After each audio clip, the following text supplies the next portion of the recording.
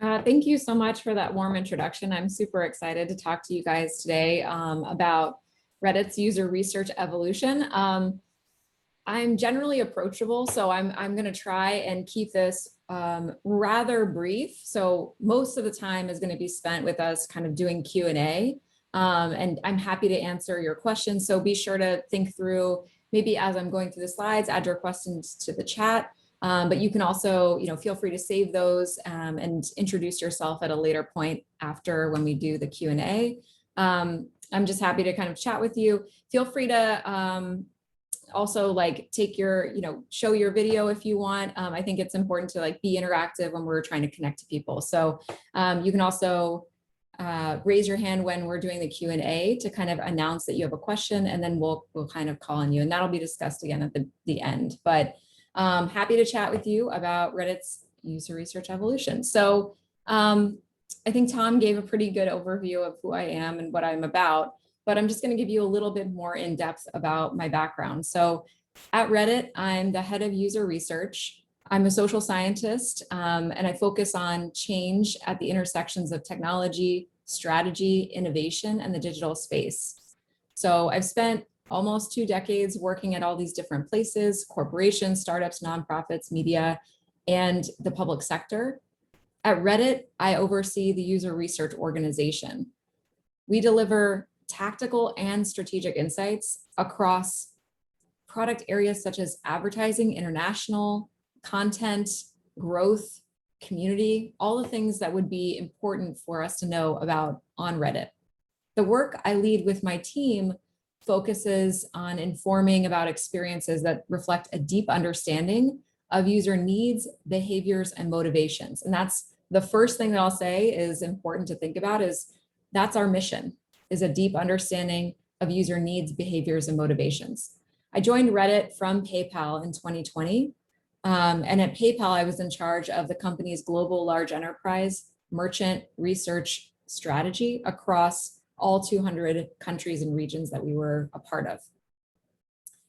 Now I continue to work across academic and industry contexts. Currently, I'm a member of the Aspen Institute Virtually Human Working Group, and we focus on well-being and how do people relate to each other, how technology shapes our modern experience with machines and with each other. I also sit on the advisory board of the California State University East Bay Big Data Program. So kind of advising and thinking about continuing education around how do we think about machine learning and data, and how it all makes the picture of users become much more apparent. Before joining PayPal, I was a postdoctoral scholar in organizational communication and risk at the University of Kentucky in the Department of Communication.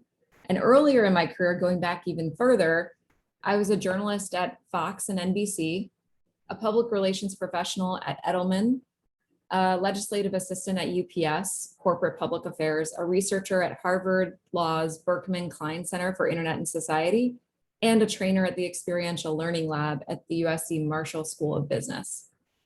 My research on organizational change and technology has been published in journals such as Social Media and Society, presented at various conferences, including the Academy of Management and the Association of Internet Researchers. And I earned a bachelor's degree in communication. All of my degrees are in communication, from Wake Forest University, 2 master's degrees, one from the University of Illinois at Urbana-Champaign and the other from the University of Southern California, and then my PhD in communication from the University of Southern California. So that's kind of my overview of who I am. And now that that stuff's out of the way, we can get to the exciting stuff. But I promise you, your background is so essential to your research that it's important to kind of hear how people get there and why we get there. And so I'm interested in talking to you also a little bit more about these different changes in our careers and how do we move to where we want to be. Okay, so why should you listen to me? Who cares about what I'm talking about? I did a lot of different kinds of work focusing on policy, structures that embed us in the lives that we live in. And a lot of what I do now is thinking about the ecosystem by which we construct our experiences with society. So online, in person, we do a lot to think through, how are we engaging in the world, and is it of use to us? Are we getting anything? Information? Are we getting any connections? Are we feeling closer to other people? Are we getting understanding of how our interests relate to this world? So I've done this kind of through different ways, which is why I talked through all those different aspects of my background. And now I'm kind of talking to you about this in the industry because that transition from thinking about it philosophically and thinking about how to study it in an academic context is not as different as thinking about it in an industry context. It's just faster paced and a little bit more, you make concessions around business choices in the research for industry, but the trade-off is you get more direct impact. So I left academia to do this in industry because I was interested in product impact and change. That's why you should listen to me. It's like, I literally left a whole career to do this and I care about it just like you guys do. So I'm sure we have some things in common. That's kind of one of them. So Tom also reviewed what you'll get from this talk. So you'll get a story of our evolution. You'll get elements that helped me create momentum for user research and recommendations at the end of this talk for you to create momentum. So when I was at Reddit, I thought about there are two essential aspects to building momentum. There were relationships and processes. Those two things require different kinds of investment. And I'm going to start with relationships. So when you enter an organization, you might think, heads down, I've got to do the job. I've got to show that I can do the job. Initially, that makes a lot of sense. You have to lead by example. You have to think through, how do I show that I can actually teach other people about what is valuable with research in product impact and business impact? That's one piece of this, but the relationship side is the other side of this. So when you're thinking about what research should demonstrate to people, it should inform and it should influence. The inform part is what most researchers focus on. We tend to focus only on informing, and then we kind of let things go in terms of influence. But just as important as informing is that influencing piece, and that's why we're talking about relationships. So when I initially built relationships, I reached out to product managers, of course. I reached out to designers, those folks I was working with very closely. I also reached out to engineers, and not all companies do that. Not all companies have engineers, but in social media, it's pretty important. I also reached out to product marketing managers, PMMs. I also reached out to sales. So I started to understand how these different aspects of the business work together and how interrelated they were and what their pain points were in their relationships. Sometimes the work that we do isn't just about pain points in the product for our users, but actually how those products embody organizational dysfunction or breaking down of relationships in the organization. So sometimes when we look at the product, we actually have to look backwards and think about what in the teams can we fix to make sure that this holistic aspect of the experience is also smooth for the user. I also built relationships with folks outside of the company. So external to the company were vendors, and I also owned some of those relationships. Some of the relationships I shared with some of them, I went out and found and delivered that value to the company. The second aspect that you have to focus on is processes. So I set up processes for research to communicate out and drive that informing and influencing. I scheduled readouts. I had a pretty quick pace where every month there was a different readout for a different team. I also made sure that we had a Slack channel with daily insights. And by the end of the time that I was working at the previous company, there were hundreds of people, and VPs were in that channel asking questions back and forth about the meaning of these insights for their work. I also set up a usability lab one time a month so that there was always going to be a lab day. We just had to figure out which team needed that time more than others. And I made sure that we had stacked, times like 6 participants a day in those usability labs. And then finally, I sent out a biweekly email with summaries of what the research value was, what the insights said, what the findings were, as well as in-progress work updates. And these infrastructural introductions were new, and they made a big deal, like a big difference. I received a lot of questions from VPs during scheduled readouts, because during the readouts, I made sure that half the time was presentation material and half the time was conversation. I think that people undervalue that back and forth about research. And so building momentum, all of these things kind of seem amorphous and like, well, that works for you, may not work for me. I think the key things to focus on here are relationships and processes, and those are always contextual. So I'm giving you examples of my experience from the momentum that I built, but it had to work within that context. So happy to answer questions about what kinds of relationships or processes might work for different kinds of businesses with you in the Q&A. So how did we know that the momentum that we were building in user research was working on a company cultural level? There were two aha moments that informed to me that research was actually taking hold and informing product direction. The first was I delivered a big research product after 9 months of work, flying to different offices, trying to figure out and talking across globally these different aspects of our experience. I was called to a closed door meeting with, I think, 4 VPs, an SVP, other people, my management chain in the meeting, but it was a relatively tight group. The SVP was leading the discussion, and he would interrupt the presentation with rapid fire questions. And I had answered the questions back and forth, was able to show that I did the work, but also more importantly, he was asking questions that were not exactly just about the research. They were about business impact implications as a result of those findings. I was able to answer those because I knew the research and I'd thought about the business. My manager and the skip level manager saw this, recognized it on my way out. The whole chain said something to me. And it was like, oh, this is taking impact. I'm doing the thing. It was hard work. It was 9 months of work. It took teams actually coming together and VPs, in conflict, resolving those conflict. There were challenges along the way. But I was leading by example and having an impact at a leadership level around strategy. The second was at a company summit. I was asked to present on the first day, and I was on vacation that day. I was going to be out of the office, and I said, well, I can come for the second day.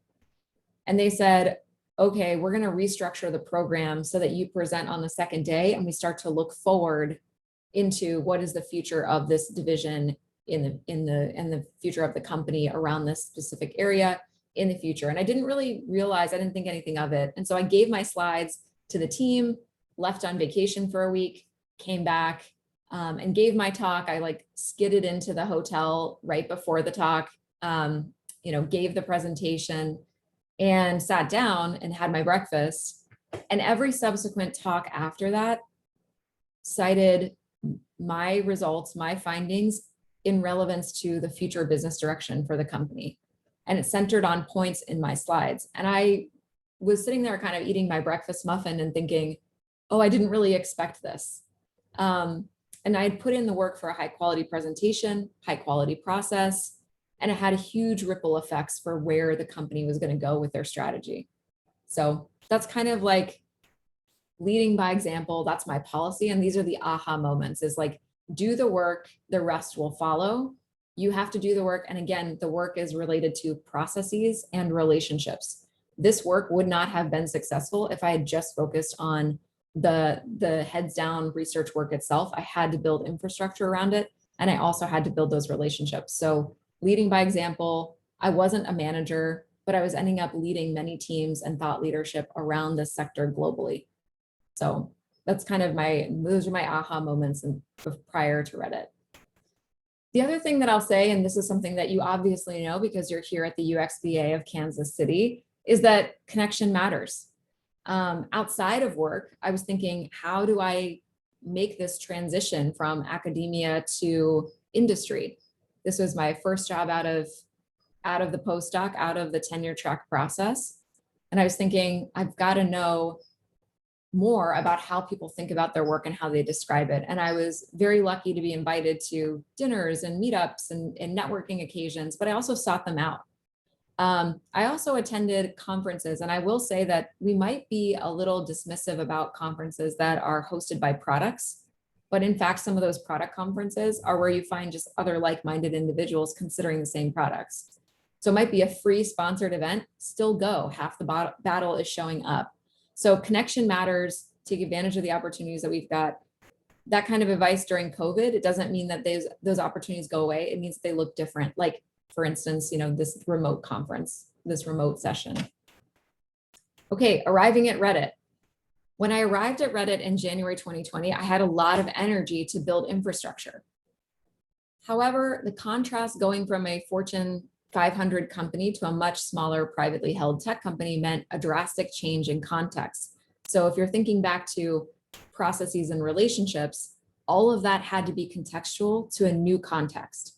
So everyone at Reddit is passionate, smart, they care about Reddit, the brand, and the product. It's really, truly a joy working with my colleagues there because everybody really does care. Many Redditors, in fact, work at Reddit. So user research as a practice hadn't been widely adopted, right? If I use the product, I am the user. Why would I need you to tell me anything about users? This is particularly tough at Reddit because the company is a microcosm of the users of the product. So you have a lot of different ways that people use the product and people are extrapolating from their own experiences. And while their experiences are valid, they don't necessarily translate into patterns of user behavior, right? So at large, we're looking for the market. We're looking for what is the biggest ROI of the company. And that doesn't come from someone's particular use of the product. So we really had to kind of up level and think, how do we show this breadth and depth of using the product with few believing that they needed it, very thin resources, and just like sheer willpower to say, hey, we have something that you want, you don't know it yet, but we'll get it to you soon. People thought, we know the product, we know the users, get in line trying to tell us what the truth is. So I did the same thing at PayPal. I led by example, built infrastructure, showed people how to use it, but it was the opposite problem at PayPal. There weren't enough people that used the product and the very many products that PayPal had. So people were relying on us to translate the business needs in those business use cases of how the largest of the large use, Disney, Facebook, Netflix, how they all use PayPal as a product. They were looking to us to explain it. So we were in a sweet spot. At Reddit, not so much. It was a much harder hill to climb. At Reddit, when I arrived, we had 2 people on the team, me and one other researcher, and we had to figure out where to invest and how. So what I did in terms of the structure was I decided the other research colleague that worked with me was going to be embedded on a team to be deep in focus around revenue verticals, business impact. The other teams would share me. So there were like 8 other research or other product teams that I was doing research across. So I went broad to deliver impact and they went deep to deliver research that was specific to an area around revenue. That was our reality for all of 2020. So think about the ups and downs of 2020 and then think about like one other person that you have to band together with. And that was our reality. It's probably something similar to what you guys have. So the infrastructure that we built during that time, it wasn't just like building research and proliferating research, but it was also building infrastructure to make sure we could go quickly. So when the time came, we could quickly churn out research. The infrastructure that we built included research briefs. There had not been research briefs before.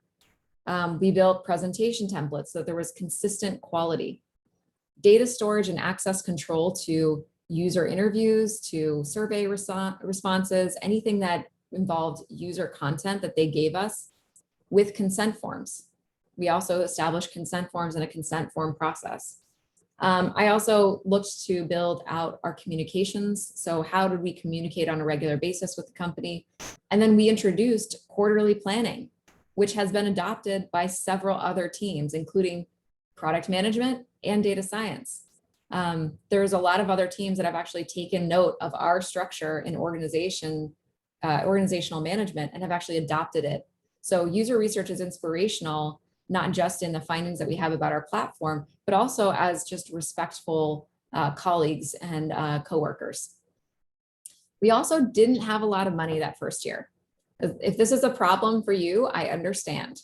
So even though Reddit is very ubiquitous and well-known, user research didn't have a huge budget. And so when I was proposing one project that I knew would be a lot of budget, I was asked by my leadership, is this project worth half of your money? More than half of your money? I was confident enough to say yes. And that research project actually propelled our 2021 product roadmap planning across the company at an earlier point than it had ever occurred before. in a very organized fashion. So 2 of us worked in 2020 and we delivered 22 reports as a result. So the other thing is that relationships to teams are important. So I mentioned that we built relationships, I built relationships in the momentum building at my previous company. Here, research is matrixed. So at Reddit, we have a lot of stakeholders that work in verticals, and we have to talk across teams as needed to help connect across the org what's happening. So we might have people in video and people in ads not talking about the same concepts, and yet their roadmaps are intertwined. And so what we'll see is different questions from these 2 teams and say, hey, guess what? There's overlap. Let's do a more efficient research project that delivers higher level impact to 2 teams at once by making sure that these questions and these research projects are aligned. So research functions as like the connective tissue that is across all of these different functions. And it's a unique position to think about holistically the experience of users at this company. So we're considering product experiences for users in a holistic way. There's the additional challenge of connecting stakeholders that may not collaborate often. So also teaching the way to collaborate with functions that may not have ever worked together before, especially in a startup circumstance.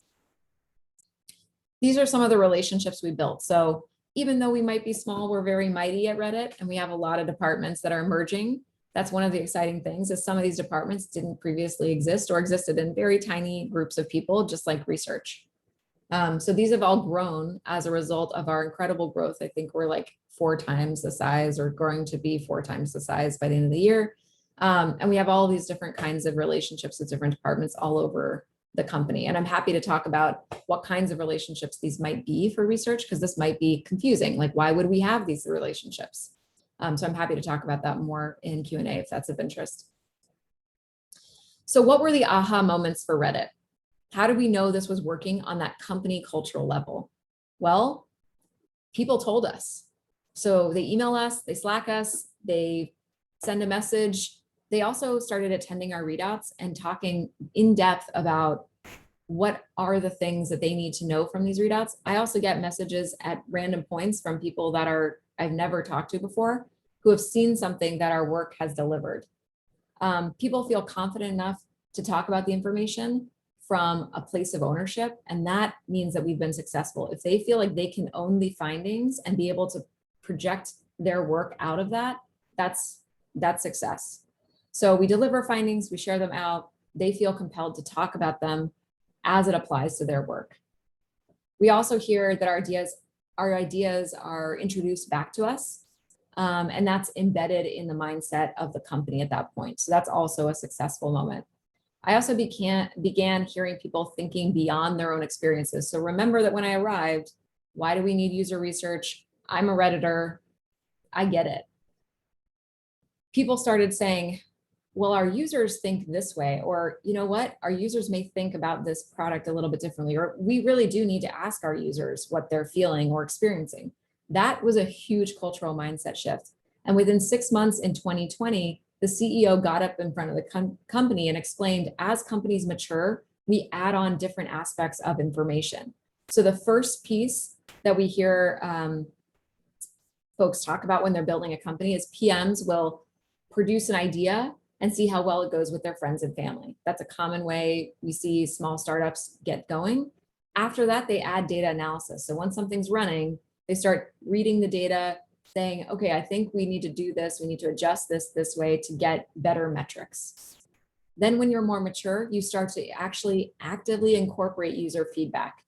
So our work was changing how Reddit leadership thinks about research and the feedback that is central to maturity, to the point that the CEO said, this is now the moment where we need to start incorporating feedback at a relatively fast pace. And that was 6 months in. So that whole transition happened within 6 months, which was really incredible to see. So how did we know that this was working on a tactical team level? So apart from the company cultural level, how do we know it was working for our teams? When the time for resourcing came around, VPs and leaders and product managers said, we need user research across all teams. We can have it over here, we can have it over here. We need to start getting it in some way. that will help with all of our team roadmaps. That was unprompted. I asked, hey, would you like to have research? And everybody said, yes, we need it. Whether resourcing is a reality, that's a separate thing. Like we all want it. Whether or not we can resource it is a separate thing. What got easier? Vendor management got easier. Legal management got easier. The processes internal across all of those relationships got easier after buy-in. So we're building momentum. People are starting to see it. They're starting to see change. They really loved it in 2020. So where are we now in 2021? It's 6 months in. We've hired 7 people and it's a team of 8 now, with a 9th joining soon. We're growing. We're only 6 months into this year and we've already delivered 35 reports while onboarding people. So my newest direct report has only been there for about a month today. And we've been onboarding people constantly while also delivering value. We also have a time now to invest in a better team culture. With more members, we've restructured meetings, we've gotten more organized. The expectations have become clearer. So if anybody reads Brene Brown, to be clear is to be kind is one of her favorite phrases. And I think that you should think about that in depth when we're thinking about how does research approach other people. There are no dumb questions, we answer everything. We're much more interested in people having the information that they need and approaching it that way. Tide rises all boats is another way that I think about it. People feel free and eager to understand. And that's exactly the culture you want. The other piece of this is that early on, I decided, and part of our vision is that we were not going to be information czars. We were not interested in limiting the way that people thought about what they needed to know. So sometimes research will be pushed into like, okay, you have to make sure that everything that we produce in terms of research is quality now. That's not our mandate at Reddit. We want people to be curious. We want people to go out and find what they need. We want people to ask questions that they need to do their jobs on their own. But when it comes to high quality, high impact research in our wheelhouse, we deliver. So it's not limiting other people from asking questions. It's doing so in a way that delivers rigorous research at a high quality. So some of our initial infrastructure was also good enough to keep going, and it allowed more time to focus on onboarding, growth, delivery of research products. More researchers mean more specialties. It also means more collaboration on the team. So I joke about this, but Reddit is, the research team is a team of Avengers. Everybody is a superhero in their own way, but they sometimes do better when they're working together. So among one another, across teams, they are pushing forward. They are really taking off. And I also lead by example, but lead from behind. And now at the place where I get to lift other researchers up and they get to be seen as subject matter experts. So I get to take a step back. I get to think about management of the team and support and grow others to lead by example and reinvest again in infrastructure and processes, which are constantly changing as we're growing. Now it's more about other team members showing up, and it's a sign of maturity. Several people are able to work together as a team, collectively support one another, step out confidently as leaders and as subject matter experts. And that's kind of where we are in 2021 with more growth ahead. So we're actually hiring more at the end of this year and into next year. Take a look at our careers page if you haven't and are interested. We're also a remote first company. So you don't have to be located in California, in San Francisco, to be hired on the research team at Reddit. You can be wherever you are in the continental US. All right, so my recap for you, here's the kind of final conclusion is focus on relationships and processes. Whatever your context is, those are two that are super important. Remember that the purpose of research is to inform and influence. We also led by example from the start. We weren't interested in telling other people about how great we were. We wanted to show, right? People were not going to believe words. They were not going to believe that our research would show anything different from their own experiences until we showed them how different it was. We also leaned on connections in the teams, connections in the company, connections outside and external in the community. We produced a lot. So leading by example also meant that we have to get it out there. We produced a lot. We produced infrastructure around that so that people could find it easily. There was also a cycle of reinvestment. We wanted to reinvest in what we knew was needed. We also left behind structures that no longer worked for us. And so being able to adapt and be flexible and change is part of that. And the final thing that I have to share is just that we want to remember the human. which is a major tenet of Reddit. So that's kind of how we approach user research, as we always say, remember the human, remember who we're working with, remember who we're working for. We're delivering value to users, and we have to remember that they are human. So thank you so much. I'm happy to kind of talk more with you guys, and I'll kick it back over to the UXPA team to lead conversations and questions that you all might have. Awesome. That was so great, Kristen. Thank you so much. I've been looking forward to this talk for quite a while. So I'm just so excited to have all of your insights. And I'm also just excited to have so many people here. So for Q&A, we already have a few questions in the chat.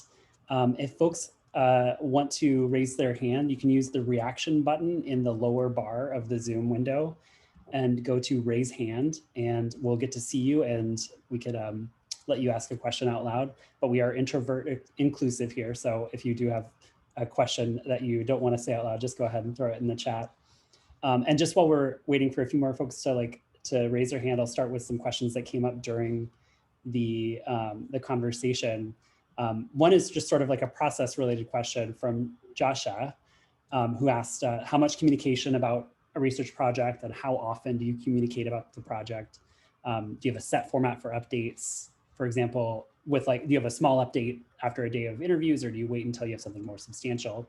And the second part of that is what kind of tools do you use? Do you use something like product board or something more proprietary to share information internally? Okay, I'm looking at Josh's. Thank you so much, Joshua, for asking all of these questions. I'm gonna read it to go over each one because there's so much in there. So, okay, how much communication and how often is best from my experience? So it's really dependent on the team. Some teams need a lot more. Some teams are willing to trust whatever you've got to give them. And you have to figure out with those relationships what the best process is. Again, it's contextual. So I'll give you an example. One of our teams was like, we don't know what the value of research is going to be. We believe you, we're willing to trust you, but just based on what you've done in the past, but we're not really sure if this is actually going to make a difference for us. And so I explained to my researcher, this is going to be more relationship than it is going to be about the information that you deliver. So we've got to work with them and meet the team where they are. That means that we needed to communicate to them early and often about what our plans were and get them on board. That also meant that we scheduled a couple of extra things, like on the days where we would have 2 or 3 interviews, we had evolving insights documents at the end of the day that we shared with the team. We also scheduled debriefs, and we invited all team members to join. Is that a lot of work? It sure is. It just depends on what you want the outcome to be. We wanted buy-in. We wanted the team to trust that researcher and to establish her as the leading subject matter expert. To do that, it meant that we had to really ramp up in the communication style that we took, so we have that upfront investment, so that later when she says, gosh, I really think that this is the better way to approach it, there's not as much discussion or back and forth because we've already built the trust in those relationships. So I don't know if, Josh, if that answers your question about how much communication. Okay, cool. And then do you have a set format for updates? I do, but it's evolving. So the way that I started with this, I started with it and I stopped because I was like, God, this is so much work. And then of course my manager was like, you're going to have to start doing this again. And I was like, of course. So we actually have a couple of different formats of updates that we do. One is via a deck. So we send out a deck every week, and I have the team really focus in that deck around findings. So every week, every researcher shows up and produces findings in there specifically. And even if they're having a hard time, I'll say okay, great, talk to me and we'll figure out what's going to be on your slide this week. Just so that you have a billboard with your name and your face on it saying you're being productive every week. Because teams want that. They don't understand that research takes forever. The second thing that we do is a weekly email update that more is in line with the way that our product managers communicate. So while the deck goes out and is very visual and explains findings and really cool stuff, the weekly email goes out in a format that says, we had these meetings, here's the links to the decks, here's the links to the reports, here's the links to the recordings of those readouts. Here are the people that we talked to about this thing, this piece of the project is in motion. So it's more of like a status update around different areas. And the way that I organize that is alphabetically by product area. So it's like, ads is going to be first, and then like core UX, and then it's going to be, whatever, all the way down the line. And then I always put at the bottom of that hiring updates. So like where we are on hiring, how's that going? And then at the final thing, the tail end of that is our resources. So where to find us on Slack, where to find us on email, where to find our documents, where to find like the treasure trove of all of our reports, all that stuff. And I always at the front end of this also have our logo, which we do have a team logo, which you've seen in this presentation. And we also have kind of like a note of, hey guys, super excited to give you the updates. We've been working really hard this week. And then I list all of the team member names so that nobody really forgets that these are the team members, and I really want to highlight them as individuals.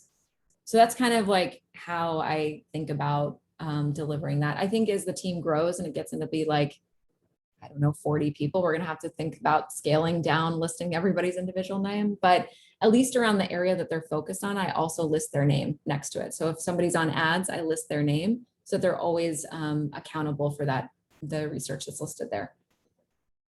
But yes, an example is like the update is after the interviews. Yeah. Awesome. One other question that popped up in the chat from Jenny Sharp was, what do the daily or bite-sized insights look like? You kind of gave a good overview there, but is there anything more you would want to add, or any level of detail you want to add? Yeah. Jenny, I'm not a morning person, and I get up at like, so right now I'm getting up at 6 to do insights. So I get up at 6 a.m. and I read through the news on the internet, and I produce insights around our competitors, around how people use products, around market trends. I usually spend about an hour doing that. And that's from like, it's a legacy from my public relations days. So again, like aspects of your background do become important when you're thinking through how to deliver information. But that was something that I did during the, if anybody's from, I think somebody's from DC here, there was a snowpocalypse. I'm from the DC metro area, and there was like a snowpocalypse back when I was working in DC. And I remember still having to drive to the office, get there at 6 o'clock so that I could read through the newspapers and clip out articles about our competitors, about the business, about market trends, and have those newspapers delivered in front of everybody's individual offices according to which ones they wanted. So that was like a long time ago, but it still impacts the way that I think about how people absorb and take in information now. So that's kind of my daily insights thing. And then they also have other team members produce weekly insights. So we have academic insights where our team members read academic articles and then summarize those. That's weekly because it's a lot harder to read than like a news article in the morning on your phone in bed. It's a lot easier to do that. So. All right. Let's break up the chat questions. I saw that Lynn had her hand raised. Do you have a question, Lynn? Yeah, I'm intrigued. Thank you so much, Dr. Guth. That was fantastic. I'm intrigued on this relationship. I'm getting the picture very much about clear communication, clear expectation, clear deliverables on the component parts of action items. You talked about to be clear, to be kind. So are you also doing training within the organization on this as well? Within user research? Yeah, for the people that are working with you and for you, just this whole aspect of, or are you just setting it up by clear expectations? Because you're an expert in communications, but so much drops because communication and relationships and misunderstandings, and people don't see the need for doing all this detailed work and reporting back. And so I'm intrigued around that area, kind of just the human part of it. Yeah, I think that when I talk about my leadership style, I'm a like human first, like I care about people first. Like the work that we do is not life or death. Startups may think that way, but nobody is I didn't become a surgeon for a reason, right? So when I think about people and pressure, sometimes people choose not to communicate because they think there's not time. But in fact, it will always cost you more time if you don't communicate. So it's kind of like when we were kind of scaling up and there were these new expectations of how to work together that the company was going through, like March of last year, the CEO got up and said, we want you to work together more closely. We want you to be more cross-functional. And I raised my hand and I said, how are we going to make time for the structures that you're talking about with communication? He didn't have a great answer for that because the work that they had done previously is not like the work we're doing now. And so the kind of training that I offer to my direct reports and the team overall is really around meeting structures to create group cohesion. And there's a pushback, right? Nobody wants more meetings. I certainly don't. Right. But some of the meeting time, I actually leave unstructured for social things. I also created a Slack channel just for the team that's locked so that the team can talk about whatever they want. They share photos of their backyards. They share, like, they can talk about whatever. I also talk about business in there with them. Like, hey guys, here's a resource for this thing, or don't forget to do this. And like, that's just our normal team channel. We share memes in there. We share all sorts of stuff. The other thing that I do behind the scenes one-on-one is like, people will talk to me about, I'm getting the vibe that this isn't going well, or I'm getting the sense that this person thinks about this idea of how we'll do the research differently than what we've said. And so we talk back and forth quite a lot on Slack, or we'll do a quick phone call to say, these are maybe some of the things you should think in mind. And the way that I coach people is I ask them questions so that they can start to rationalize the decision making. I don't want to give people answers because then they'll rely on me as a crutch. So I'll often say, I heard you say X and Y. Which way do you think is the best way to manage this? Or I heard you say X and Y. I'm thinking about Z. Which of these three things do you think we'll have to think about? So they might give me 4 options and I'll say, what's your gut instinct tell you? And then I'll say, okay, here's what I see in the problem too. What do you think about that? What if we invite somebody to join in this way? So sometimes I'll think about resources of the problem in a way that hasn't been thought of, or I'll invite inclusivity. And that's scary to some people. Some people are like, that's a lot of people involved. And I'm like, but you want people to, this is the influence side. You want people to know the work that you're doing and feel confident in it enough to represent it on their own. Mm-hmm. It just takes time. Yeah, it does. Thank you. Mm-hmm. Awesome. Again, if you do want to ask a question out loud, just flip the raise hand button on the reaction tab. And someone just did. I don't know how to pronounce your name, but Jofish, please go ahead and share your question. That is exactly how you pronounce it. Thank you. My name is Jofish K. I'm Senior Director of Interaction Design and AI at Anthem.ai. And like you, Kristen, I've built a team very, very quickly here. We've hired, I think, 8 or 10 people in the last 6 months. And bringing all those people on board into a company that didn't have a strong a strong user-driven approach has been a lot of effort. One of the things I've found that as my scope has grown, I'm doing a lot more strategic work, right? Like I'm working with biz dev, I'm working with data science, I'm working with product.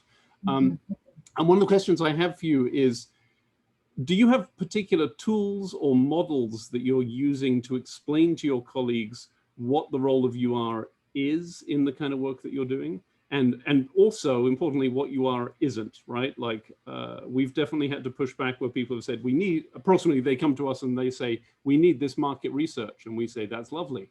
Let me introduce you to the market research people.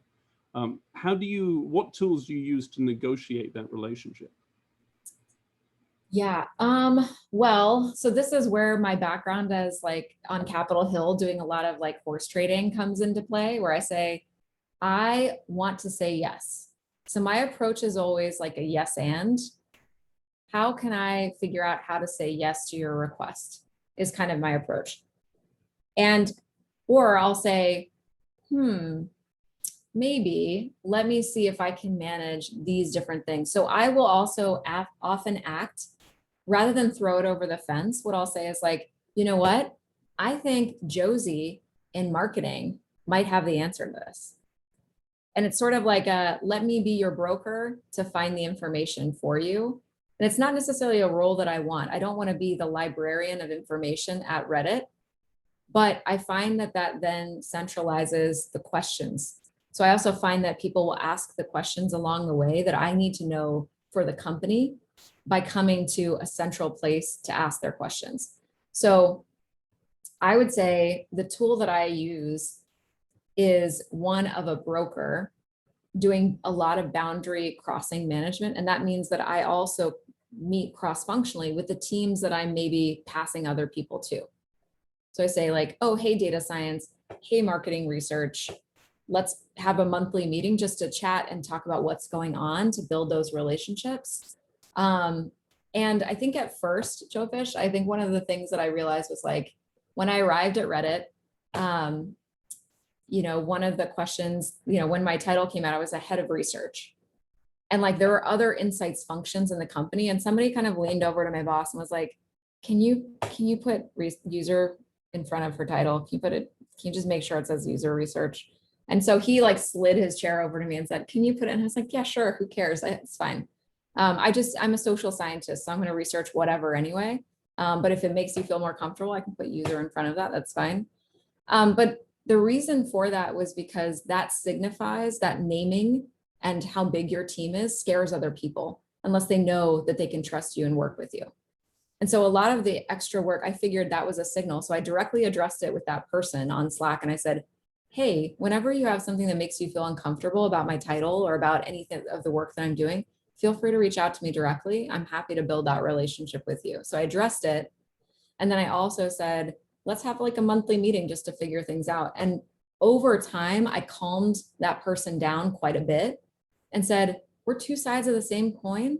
You do this stuff, which is amazing. And I can't wait to cite it as and reference it in when we inform and influence people about the value of work going on here at Reddit. So I also did a way of like saying, I'm going to promote your work and I'm going to promote your team whenever possible. So I also kind of did it that way. In order to kind of say yes and be able to build those relationships of saying like, you know what, I think this team over there, they've got the thing that you need. Let me hook you up. But I would say in terms of like frameworks you're asking about to describe what we do and do not do, it's so contextual. We do actually, user research is a way that we call the department, but we do quite a lot. So I do market research, I do competitive analysis, I do, the normal usability testing, concept testing, product development, evaluative generation, generative, foundational.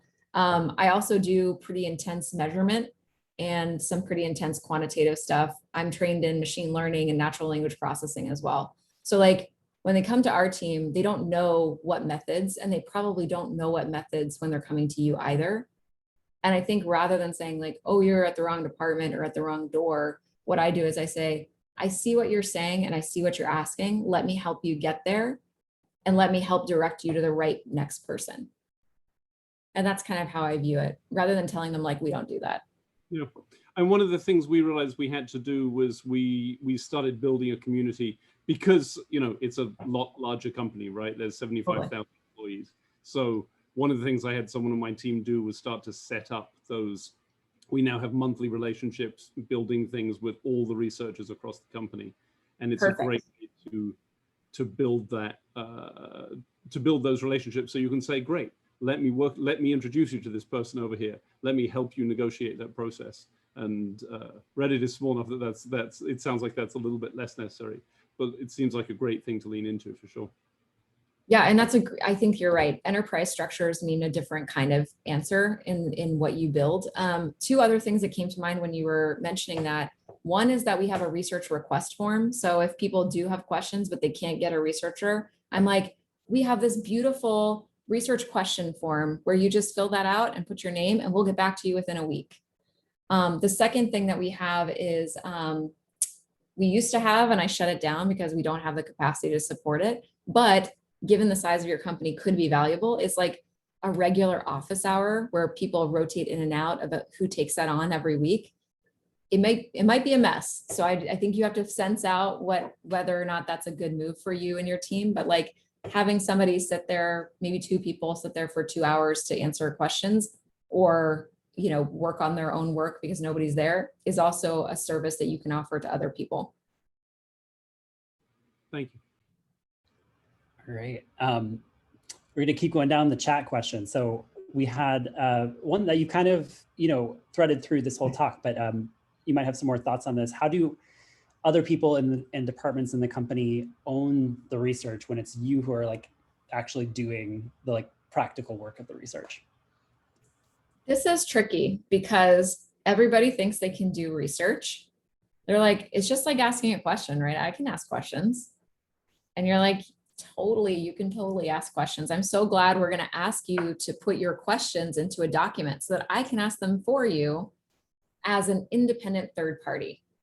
And so the ownership is that I have them work with me from the start in defining the research brief. So like I put together a research brief, but I use that as an organizing document. And I say, what's the goal? What are we intending to do here? What's the business impact? I always ask that.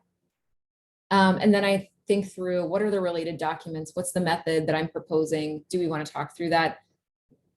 In getting together those research artifacts, those instruments to use during the research itself, I'll say, let's do a brainstorm session. Please dump your questions into this document.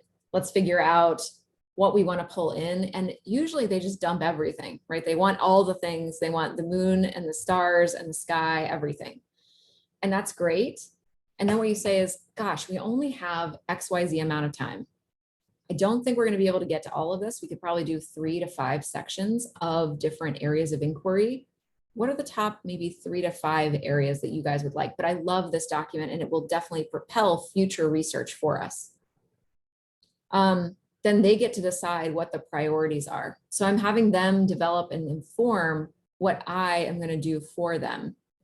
I also have advice on that too, and they don't get to decide like what my discussion guide looks like because they don't know exactly how to go about weaving in questions to get information all the time. That's like expert training. But I have them put together what they think are the top questions, and then we kind of go through those questions in the research. When we do the actual interviews, we like to schedule debriefs during the day afterward, where the team can gather and start to conceptualize what these findings mean for themselves. That allows them to like also own the idea of analysis.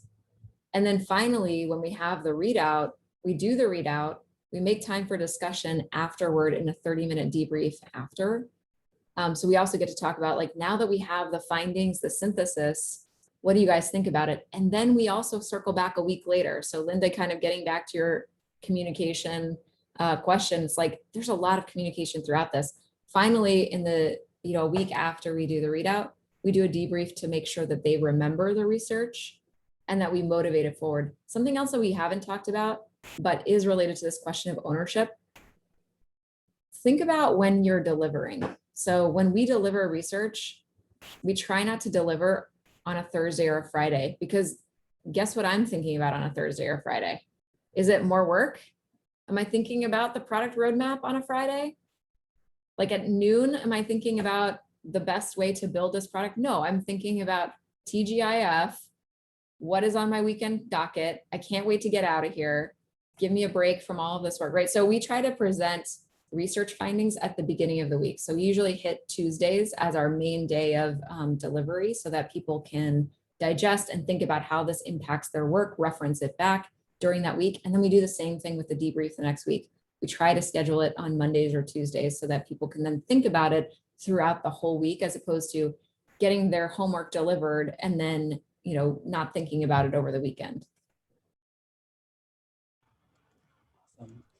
So this next question comes from Selena, who asks, is academic research experience a prerequisite for user research roles at Reddit?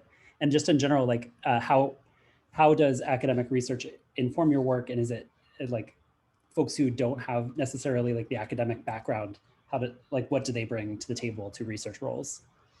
So first of all, Selena, no, academic backgrounds are not required. They are important for some questions, but not all questions.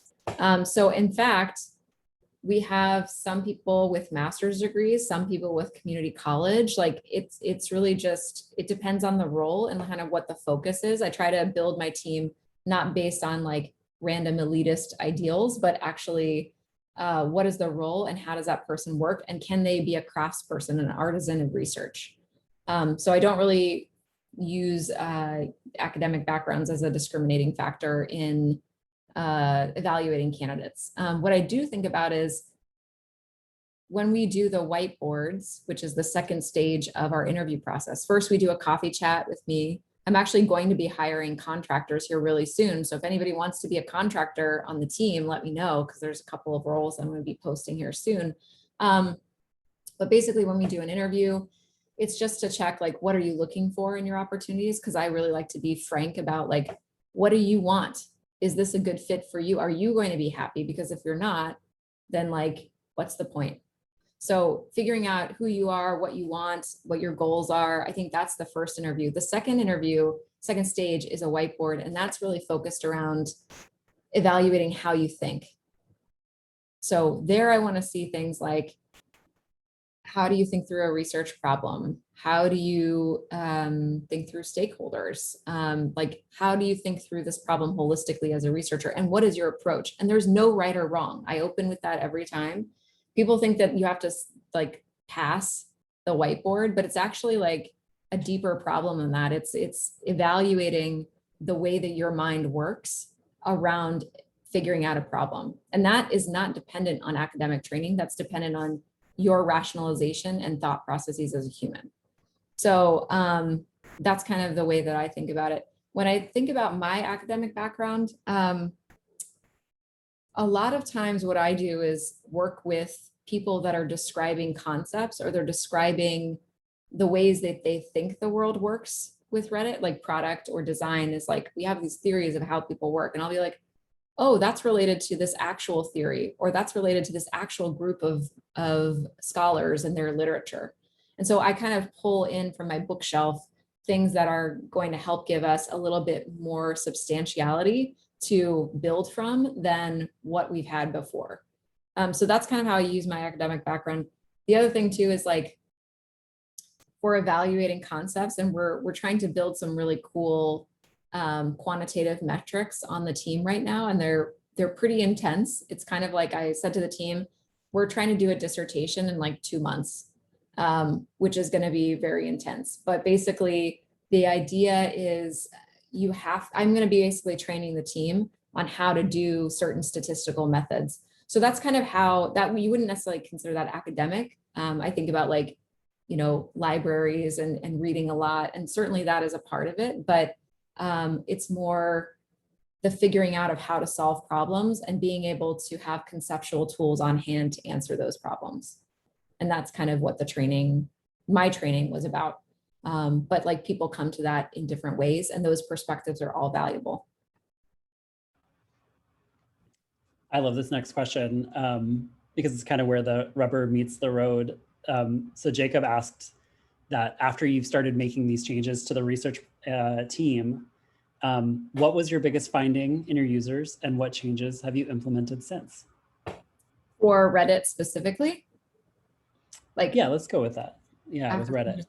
Yeah, because like changes in the research team, well, changes in the research team allowed us to go deeper and broader faster. I think that when you buy a product, you can only think about having 2 of 3 factors, and those 3 factors are good, fast, and cheap. And you can't really get a product that is all 3 of those: good, fast, and cheap. And so what I've kind of been steering the team to produce is good and fast, meaning that we are producing it very quickly in-house or with vendors, or we're doing good and cheap in-house, but we're never compromising on good. So we can kind of make some compromises in these other ways to accomplish the work. Apart from that, the biggest finding in our users, I guess, that we broke down ways of thinking about our users for the teams. So if you have a huge data science team, which we of course do, and they're phenomenal at their work, they're looking at all this log data and they're trying to figure out, how do our consumers use this? How do our advertisers use this? What are the ways in which they integrate whatever their interests are with the platform? How do they behave with the platform? When I looked at the way that the users were being framed to the company, it was like kind of in a weird logged in sense, like, oh, new users are defined as people that are between 1 and X days on the site. And it's not looking at the frequency. It's not looking at like how many communities they're a part of. It's not looking at what kinds of activities they're taking. There's no understanding of contextual additional factors that might influence their experience. And so what I did was I broke it down and I said, okay, there's actually 5 different, not 3, but there's actually 5 different kinds of user groups. And it's not just people who have churned and not come back. It's not just people who have been on it for X days or Y days or whatever. It's actually people that have accounts or don't, people that are a part of communities or aren't, people that have been around for this amount of time or that amount of time. And it's all these different factors that have given us a spectrum of users. It's also how private or public they are. It's how, we have this idea and this, cherishing of anonymity and confidentiality on Reddit, which is very different for other social platforms, from other social platforms. So we have different ways that people use it. And I think that the biggest insight that we had about our users was that they're much more complex than the way that they had previously been conceived. And getting the insights about users to our teams was probably the biggest hurdle to because they felt overwhelmed. There's so many users, there's so much stuff happening that they didn't know how to pick what was most significant. And so we use statistics to figure out what is the most significant. We use thematic analysis and qualitative to figure out what are the biggest patterns. But in terms of like the biggest finding, I mean, there's so many. I think one of the biggest findings was that if anybody goes on Reddit and tries to post, it's really hard. So if you're successful at posting, you get a gold star. Hopefully you get awards, but like, it's a super hard process. And so we're fixing that. And that's been known for a while, but people didn't know at what level things were hard and where it broke down. So like things like that, where we're learning things about people's interaction with the product and not just knowing like, oh, posting is hard, but why is posting hard and what does it do to the experience and how do people work around it? I don't know if that answers the question as in depth, Jacob, as you'd want it, but I'm happy to kind of answer if you'd like to elaborate more. Awesome. He says, yes, it did. Thank you. Cool.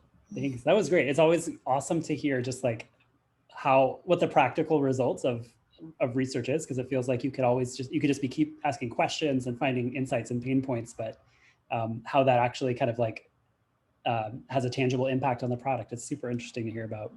Well, actually, to that point, Dan, a lot of people ask me about prioritization actually, and like, how do you prioritize all the questions coming in? The way that we do it is I look at the questions and with the researchers, I empower them to kind of provide an initial prioritization of like the questions that they have in their area that are coming into them from other people or that they're seeing on the ground that need to be answered. I work with them to prioritize that list or to review it and say, okay, I think this is right. And then we propose it to the product managers, the design managers across the board, and we get buy-in on those priorities on a quarterly basis. That's part of our quarterly planning.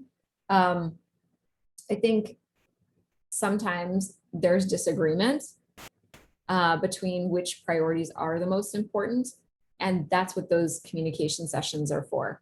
So that's why we have all of that communication going back and forth, because research can be seen as like, oh, well, you weren't focused on the right priorities. And so we make sure that we have an agreement at the beginning. That's what the research briefs are for as well. The research briefs are our contracts. So this is the scope of work. This is what we said we'd do. We did not have this other thing that you're saying we didn't do in the research. It was not in the scope of work. So I've also had those very firm conversations with our partners as well. Get it in writing. Mm-hmm. Get it in writing and an agreement in that contract. Awesome. Well, you were talking a little bit about, you know, your weekly emails that come out with, you know, the resources that people can go to find out more information. So Chloe kind of asked, how do you store all the research work for future reference and for people to access? This is like one of the worst problems. It's called knowledge management. Google and Facebook don't do it well, because I talk to those people and they're like, we produce so much that it gets lost. And it's not that they don't have pockets, it's that people lose track of, it's like having cargo pants. It's like you forget what's in those pockets after a time and you just don't know. And so you end up searching all of your pockets. But basically, the way that we do it is I make sure that every single report is organized by date. So the file is organized by date, meaning it's like year, month, day, title of the presentation. So we know exactly in looking at the files, what around that time was happening when we produced that work. We also organize it by folders within a drive. I have a public drive, meaning internally publicly shared, but then I have a private drive for the team.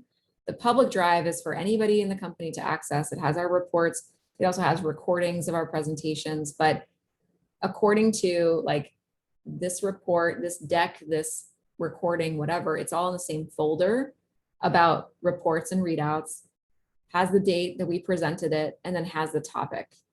So that's kind of how we store the presentations. Now, when it comes to the data is stored on our internal drive, and that only legal team and us have access to.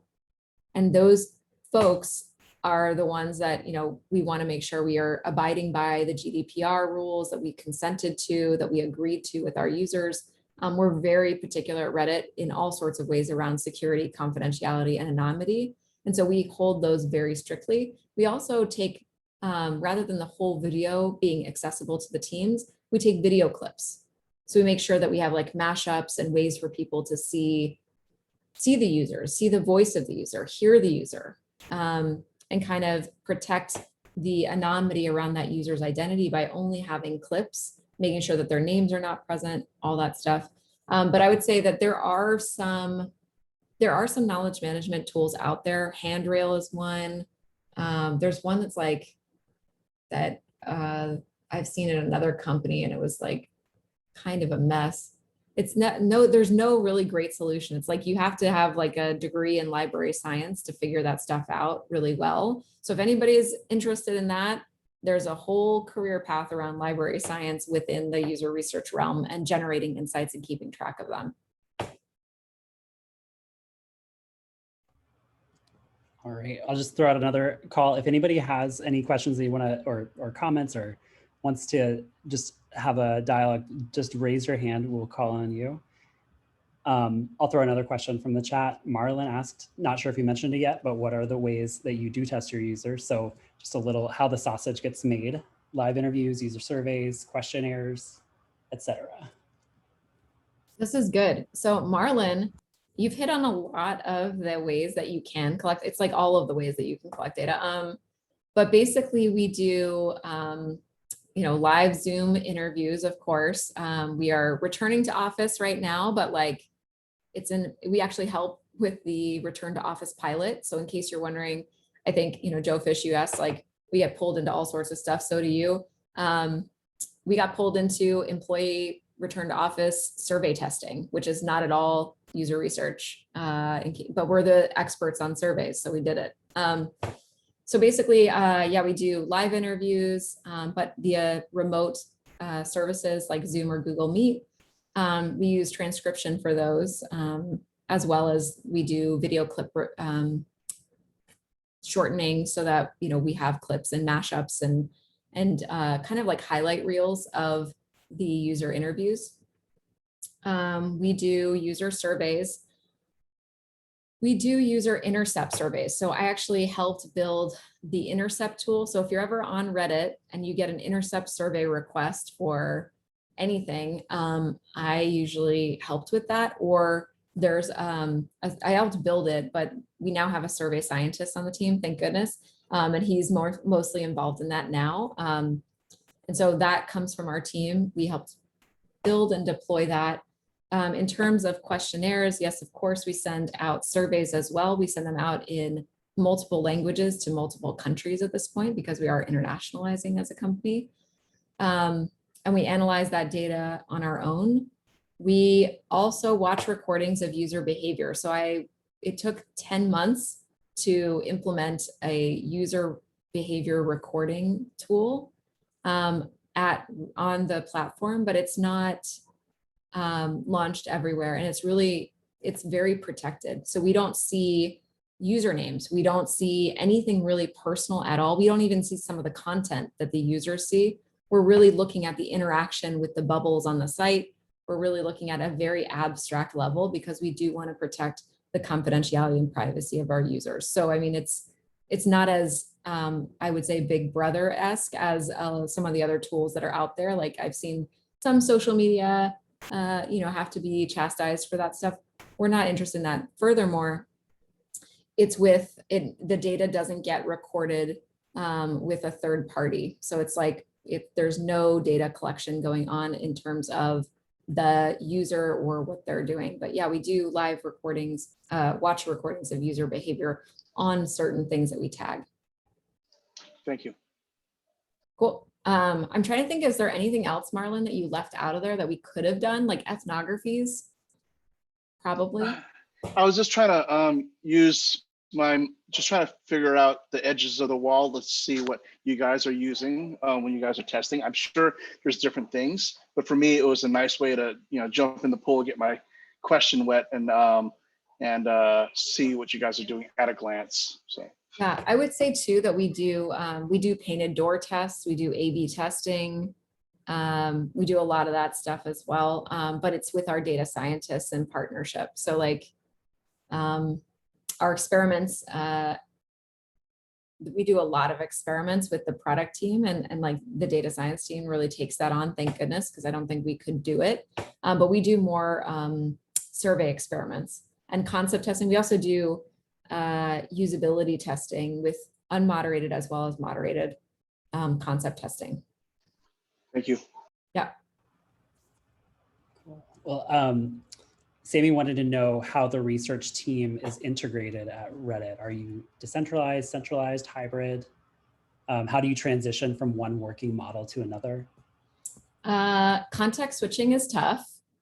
It is just really hard, and researchers have to do it all the time. So when I can, I try to keep them in the same context as much as possible. So we have 3 different departments in the user research team. The first one is our embedded team.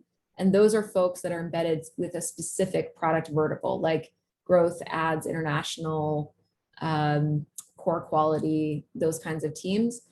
The second department that we have is the studio team. They're called the central team, and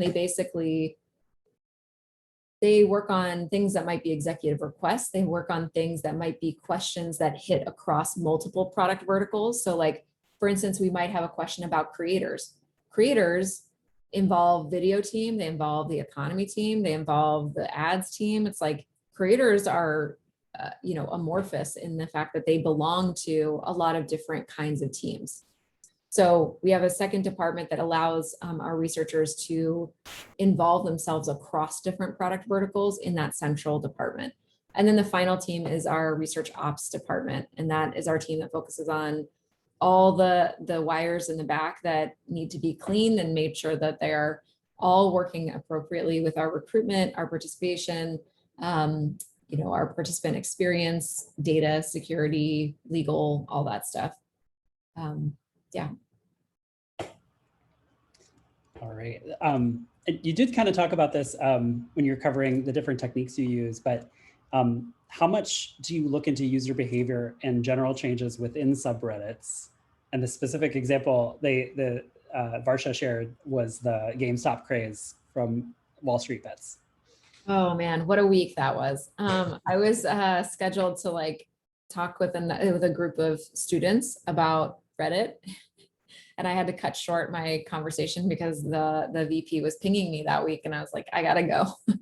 But basically, with user behaviors on Reddit in general, there's a couple of different ways and groups that people interact with each other on Reddit. And You know, social support communities, you know, for people going through difficult times in their lives, interact very differently than communities about, you know, rah-rah sports. Like it's a very different vibe, just like, again, going to different venues is a different experience.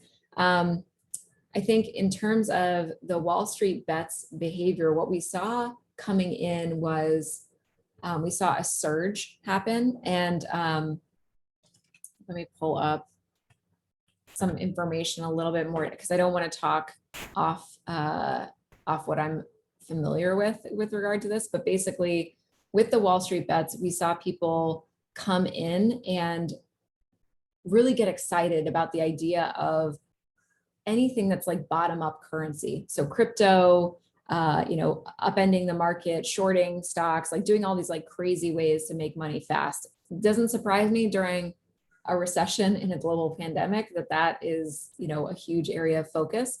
But what we saw with the behavior was the same thing that we see all the time, which is people are upvoting and downvoting things that they believe are real or interesting or likable. Part of reality is defined by interaction with each other. And that's what Reddit, you get some wisdom of the crowd. You also get some quirkiness of the people in that crowd. And I think you see that in the way that communities interact with each other. When there's a split in a community, when people are in the community and there might be factions within that, when there are people with different opinions, upvoting and downvoting each other.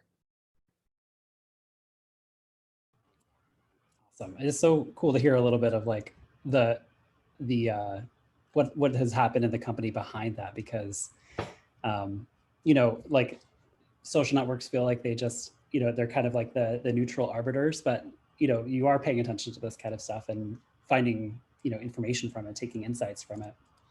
Well, and the reason that we're taking insights from that is to make it a better experience. Like we don't want to just like hoard the knowledge. We actually want to take that and say like, oh, people need this, so we need to build this feature, or we need to optimize this existing feature to meet this new need. So it's not just like, the research could stop at like what's interesting, but I think the most fascinating part about being in industry as opposed to academic research is the fact that we get the opportunity to change. So we can figure out the insight and then direct strategy with that and give people options of how to move forward with the product. And that to me is probably the most rewarding part about being in industry. Well, that is a great place to kind of pause. We do have about 5 minutes, so I'd invite anybody else who has questions to hop in, make themselves known. There were some like very thoughtful comments from a few folks in the chat. And one from Joshua actually prompted a question for me. So I'll take that as a cue. So Joshua said, it's so important to have someone leading a team like this. It's hard for individual contributors in an organization that is less mature in the area to get people to give them the time for these important debriefs and discussions. And the question that prompted for me is something I think we talk about all the time, which is that the kind of dilemma between being an individual contributor versus a manager. And you're definitely like trained as a practitioner. How have you kind of navigated the, you know, having to be an IC versus a manager? How do you feel about that? Well, when I started, I mean, I thought I was a manager, and then I was just managing a colleague, which I then was like, we're in this together. We're just a duo. And we've been very successful in thinking about that. I try to think about more, what would I need if I were an IC? And how do I help alleviate stress by removing roadblocks and providing resources to the team members? So that's kind of what I think about as a manager. It's much more of like a support, guide, direct, but then also deliver and break apart massive projects of work so that they're doable. So that's kind of how I think about it. But how have I navigated that? I mean, I'm still getting asked to do projects individually, because once you arrive as an IC, you never leave people's minds as an IC. So like I was doomed from the start at Reddit. So I'm being asked to like do projects on the side in addition to leading and managing this growing team and like hiring structures and creating plans for growth. And I'm just like, oh God, this has got to stop at some point. It'll probably stop when we IPO, but maybe not. I have no idea. The other thing I think that I explained to my boss was, I'm not just an IC and manager. You're also asking me to explain how research works to the entire company, which is more of an executive level function. So I also have demonstrated growth and done things that predecessors have been unable to do for the company, and then pointed to those and said, you know, we can do more of this, but there it requires more investment and more resources. And that's really hard in a constrained resource space like Reddit. And so I think making part of the argument is saying, like, I can't take on this IC work, but I have the perfect person on this team if we can get this other piece of work off their plate. What do you think? And so it's, again, this like horse trading negotiations of not saying no, but saying, I love what you're saying. I think we can do it. Would you be okay if we push this other thing? And like giving them options that are much more limited. I think one of my favorite experiments to cite in this moment is the jam experiment. Has anybody heard of the jam experiment? It's where in the grocery store, this was like done in the early 2000s, I think. In the grocery store, there was this table and people had one day 30 jars of jam to choose from. And people came up to the jars and they looked at them, all sorts of different color, you know, amazing, beautiful, delicious jars of jam. Not a lot of people bought jars of jam when there were 30. But the next day when they had 6 jars of jam, people were like, oh, I can manage this decision-making process. And so a lot more jars of jam got sold. And so I think part of research is also just narrowing the field of options and choices for people as you negotiate priorities, as you negotiate tools, ways forward, and advise on what to proceed with. So I think that that's part of the process of being an effective researcher, is really thinking through decision insights, not just about the product, but also about how to do the work for the company. Awesome. Well, Kristen, this was so fantastic. If you do have any other kind of last pitches you want to make, or you know, anything else you want to highlight before we head out? You can feel free to email me at kristen@reddit.com. It's just my name. If you have follow-up questions, it's totally fine. Would be happy to connect. Marlin Hotjar is not something that I'd recommend using. But it is an option definitely out there, and there's a whole lot of different tools out there. I think their security was just not up to snuff for us. Thank you. Yeah, but I would say thanks so much, everybody, for your time. I am happy to answer more questions and follow up in emails. Reddit is a place where you can join and connect, and we have thriving communities to support you in professional development and other things. So feel free to look us up as a user. Feel free to also check out our redditinc.com/careers page for opportunities that are coming. We're doing hiring, like massive hiring this year into next year. So feel free to check us out on that front as well. But thank you so much, everybody, for giving me your time, your ears, your attention. I really appreciate it. And I hope you have a very successful user research experience ahead of you. Thank you, Kristen. That was fabulous. Just a really great look at the relationship side of UR as well as the processes. I think that was very, very stellar. Really great to learn, especially about the relationship side of research, something I had not considered. So thank you again. Just as a last ditch, we have a couple of events coming up. Next week, we have a happy hour at 4 o'clock on a Wednesday, and we will be discussing Kristen's talk. So if you want to jump into the conversation, we'd be more than happy to welcome you into that. And you can access that through our website, uxpakc.org. And then again, July, we have Justin Eddings. And then in August, we have a similar subject to today, talking about ethnography for design with Gavin Johnston. So once again, thank you, Kristen. That was great. And thank you, Dan, for fielding all the questions. We will see you guys later. Thank you. Upvote on this talk. Thanks, guys. Really appreciate it. Have a great night.